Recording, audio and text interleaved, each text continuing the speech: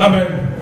Que le Seigneur vous bénisse. Nous parlons de la mentalité qui peut être un obstacle ou bien un accélérateur pour ma destinée ou pour ta destinée. Et même pour la destinée de tout un peuple. Un peuple peut voir son élan être ralenti par rapport à la mentalité. Et un peuple peut aller de l'avant grâce à sa mentalité. J'ai donné ici l'exemple par exemple de peuple asiatique ou chinois qui aujourd'hui ils sont au top du monde sur le plan économique grâce à leur mentalité. Ils ne sont pas complexés. Partout ils arrivent, même là où personne peut se démarquer, lorsque les Asiatiques ou précisément les Chinois arrivent, ils font la différence. Je rappelle encore cette déclaration qu'on fait souvent dans le monde en disant qu'il n'y a pas des races supérieures aux autres, mais il y a que des supériorités de mentalité. Il n'y a pas des races qui soient supérieures. Il n'y a pas un peuple qui est supérieur à d'autres peuples de la terre. S'il y en a qui sont supérieurs, mais c'est grâce à leur mentalité, à leur façon de voir les choses, à leur façon de réagir par rapport aux événements et aux défis de la vie. Quelqu'un a dit, prenez les Africains, amenez-les dans le climat occidental et donnez-les le même moyen que les Occidentaux ont.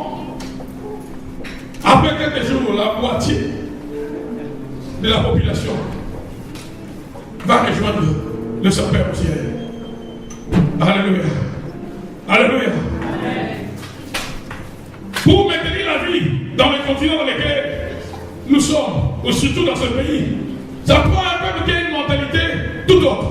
Un peuple qui bosse, un peuple qui travaille, un peuple qui ne se laisse pas affecter par le froid.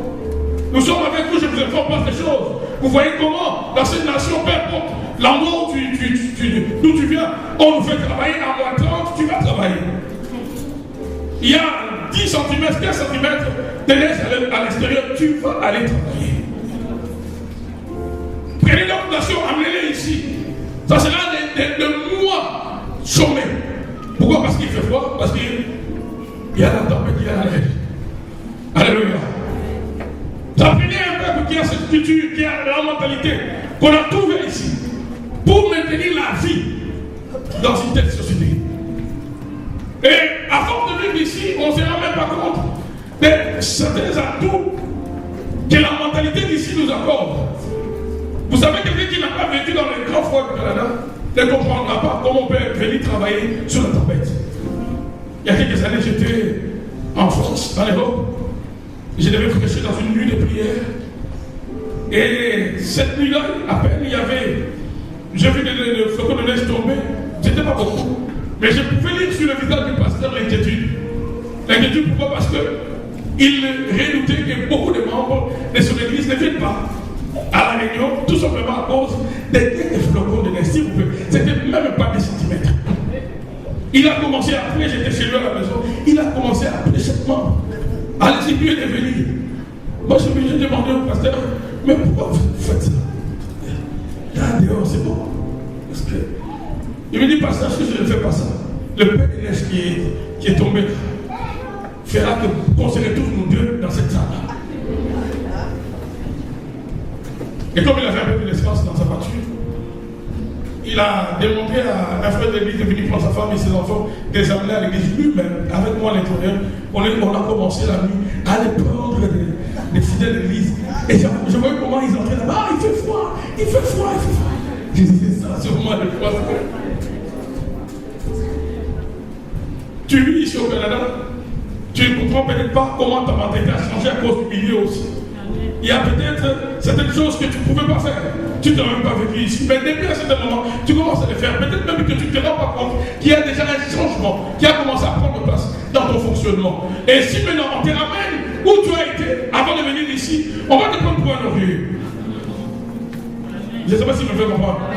Il y a certaines choses que toi tu ne peux plus tolérer. Que tu as toléré, que j'ai toléré avant de venir ici. À cause de la façon dont la réalité du terrain nous a façonnés. Il y a certaines choses que j'ai tolérées avant. Dans ma nation, quand j'y vais, c'est sûr que je ne vais pas les tolérer. Il y a un pasteur qu'on a reçu de l'Afrique récemment ici. Il nous a dit tel que je vous vois ici. Si vous venez, vous revenez après plus de 10 ans au pays. Vraiment, il faut qu'on vous encadre. Sinon, vous allez avoir beaucoup de problèmes. Vous serez amené à réagir face à certaines choses ou certaines situations où vous devez vous taire. Parce que je sens que vous avez trop la liberté ici. Or, le pays d'où vous venez, peut-être vous l'avez oublié, cette liberté-là, elle est théorique. Quand tu vois certains mal être commis, au grand jour, tais-toi, passe, fais ta route. Tu essaies de parler, tu risques de diminuer le nombre de tes jours, ou carrément de créer ta breton. La mentalité. Nous avons dit ici, je parlais de Joseph.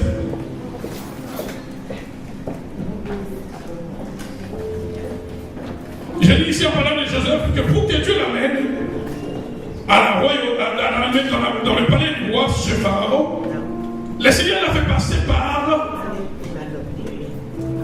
plusieurs étapes, et ces étapes l'ont préparé à la réalité finale de sa vie dans laquelle Dieu le voulait. Et si tu ne me suis pas dans mon message, tu seras perdu. Si tu restes connecté à moi, Dieu va te bénir. J'ai dit ici depuis le début de cet enseignement, et surtout le dimanche passé, que Joseph, même si Dieu l'a appelé, Dieu a voulu d'abord changer sa vision, sa mentalité, sa façon de voir les choses, par les rêves et les songes que Dieu lui donnait. Il avait le caractère d'un garçon accusateur. Il voyait ses frères faire des bêtises, il allait accuser ses frères. Et nous, Dieu a commencé à lui donner une vision pour lui dire non, un grand n'est pas un accusateur. Tu ne savais pas ça. Alléluia. Ensuite, Dieu permet qu'il soit vendu dans la maison de Potiphar, qui était un des chefs militaires du roi d'Égypte ou du Pharaon. C'est lui qui s'occupait de la garde du roi. En fait, Potiphar connaissait bien la réalité de la maison royale d'Égypte. Et Dieu va permettre, comme par hasard, que Joseph se retrouve dans cette maison-là. Et comme je dis ici, c'est tout à fait normal, en étant un proche du roi qui l'appelle comment ça se passe dans le palais royal. Et comme si ça ne suffisait pas, après la fausse accusation de la femme de Potiphar, il va se retrouver ensuite en prison avec deux personnes qui travaillaient encore plus proches du roi. Vous allez voir qu'avant d'approcher le roi, Dieu le fait approcher de ceux qui sont autour du roi, afin de changer sa mentalité, de changer sa façon de voir les choses.